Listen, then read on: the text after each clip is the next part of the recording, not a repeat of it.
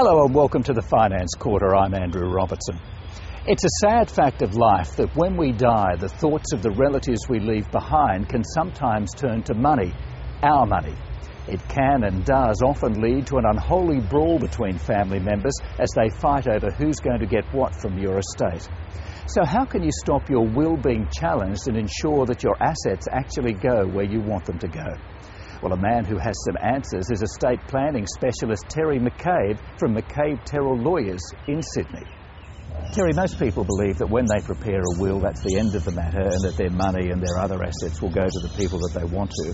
But it's not that simple, is it? It's not, Andrew. The traditional view is the one that you've just expressed, and it was the view of the old common law judges in England, where they took the view that if you own something, you're entitled to leave it as you wished, and you could leave it to the outer Mongolian dog's home if you wanted, provided you're of sound mind. But that's no longer the case here in Australia, and their wills are subject to challenge, and there are probably two main areas where they're challenged. The first one is an allegation that at the time you made the will you didn't know what you were doing, you weren't of sound mind. And then the second area of challenge, a lot more common now, is where close family members say that you haven't provided for them as a wise and just testator would, and that is that you haven't given them adequate maintenance funds, education funds for advancement in their life. And so therefore they take the view that they should be able to challenge your will and get a fairer provision from your estate. From the way you're talking there, it sounds like it's a growing problem. It is, Andrew. We've got the Supreme Court down the road there, and increasingly the judges are finding that the court lists are being filled with these cases that are brought under legislation called the Family Provision Legislation. It's part of the Succession Act, but it enables close family members such as wives, past wives, children, and de facto partners, same-sex partners, people who have been dependent on a deceased and live with a deceased. Those people are eligible persons to make an application to challenge the provisions of a will. In your experience, what are the most common mistakes that people make that allow their will to be challenged? Probably the most basic mistake is that at the time people are making a will, they don't think about all of the people who might have a claim on their bounty. The court requires them to act wisely and justly towards a range of basically close family members, and that's the people who I spoke about, and they need to consider those people at the time that they're making their will, and if possible show by another written document apart from the will called a memorandum of reasons that they have given this some thought and that they have considered the various needs and demands and competing claims of the people who might expect to receive something from their estate. This written memorandum that you referred to, it's a way of giving the court some insight into your thinking. Is that how it works? It is. That's right.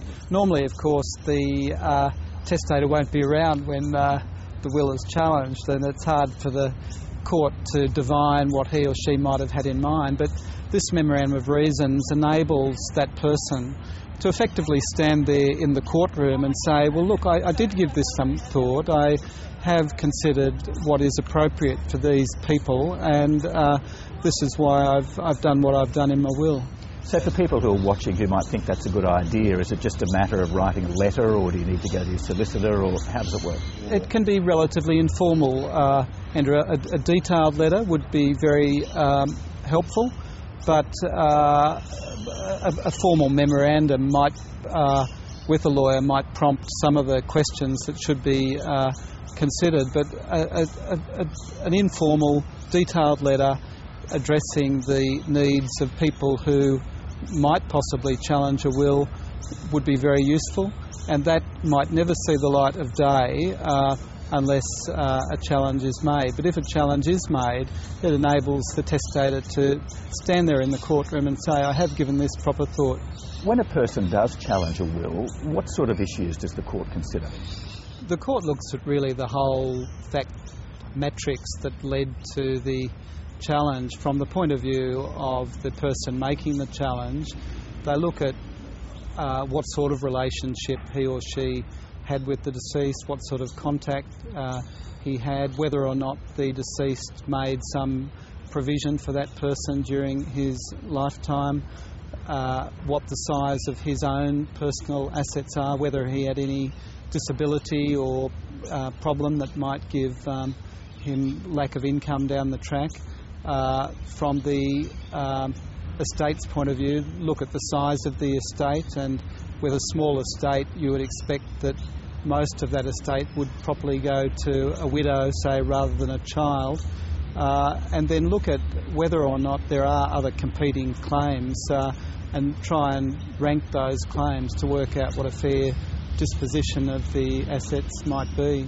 Well, finally, what about issues such as superannuation, where you might need a binding nomination, or a business you might own, or assets you might have in a trust? How should you deal with them? It's a good question, Andrew, because people also assume that their will deal with that and will cover those assets. It's important to know that the assets in a trust, a company, a super fund are not necessarily assets of the estate.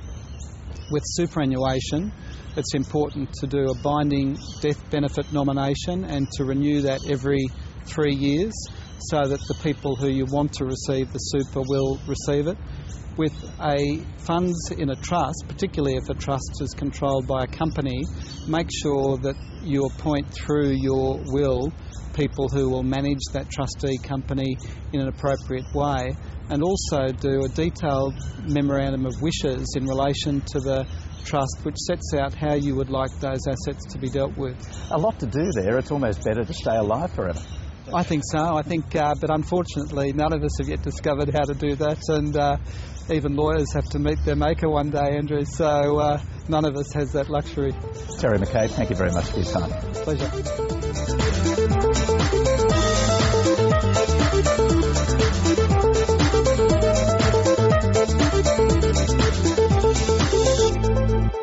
The kangaroo and the emu are two of the best-known symbols of Australia, and of course they both feature on our coat of arms. They're also becoming an increasingly popular delicacy. And as the ABC's Nicole Chettle has discovered, exporters are hoping to take the kangaroo and the emu one step further and turn them into a money-spinning dietary supplement. It's Skippy as you've never known her. The bush kangaroo's long since made the leap from paddock to plate. Now Kangaroo Essence is being marketed as a health supplement for men. Kangaroo actually has a high concentration of protein and also high concentration of zinc, which are both very good for the male energy and stamina. The kangaroo's given this business a jump start in Asia.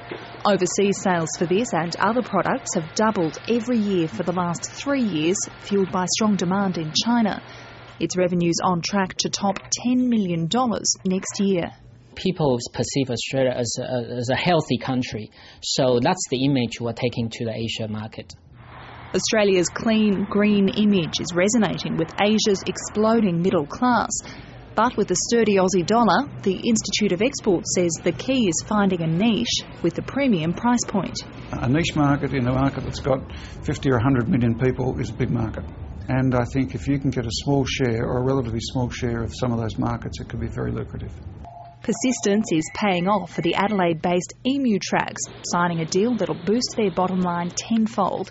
The emu industry is worth $12 million locally, but for some, exports are taking off.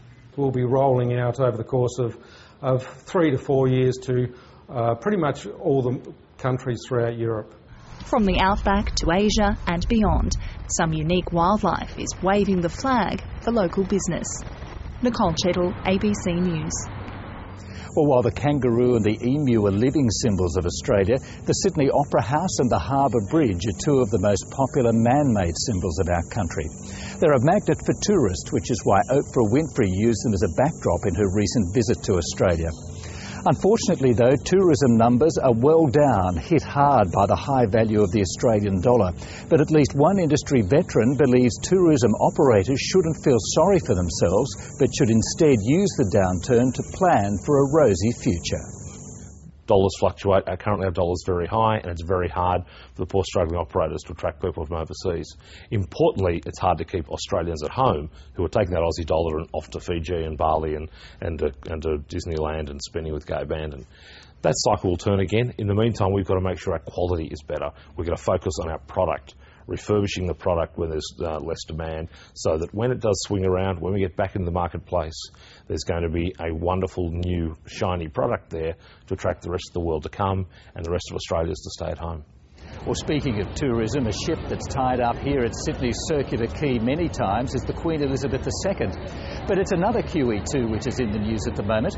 It's called quantitative easing, and it's an attempt by the US Central Bank to kickstart the world's biggest economy. But what is QE2? CommSec Chief Economist Craig James explains. Well, it's effectively stimulating the economy without having to touch interest rates.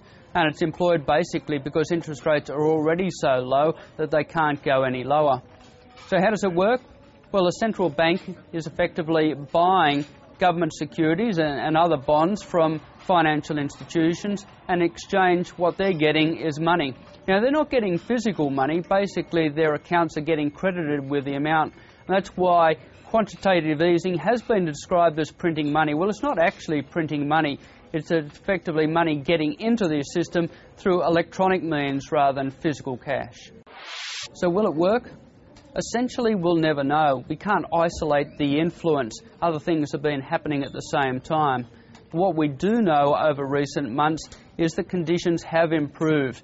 Stability in financial markets, people getting on with life, investing in the share market again, and share markets have been rising. And certainly we are seeing economic recovery right the way across the globe. Well, whatever the merits of QE2, the US Federal Reserve is clearly hoping it will bring the world's biggest economy back to life. That's it for another edition of the Finance Quarter. If you'd like to see any part of the program again, you can find us on the ABC News website. Just go to the business page and click on the Finance Quarter icon. And if you'd like to write to us about anything to do with money or business, our email address is thefinancequarter@your.abc.net.au. Thank you for watching, and we'll see you next time on the Finance Quarter.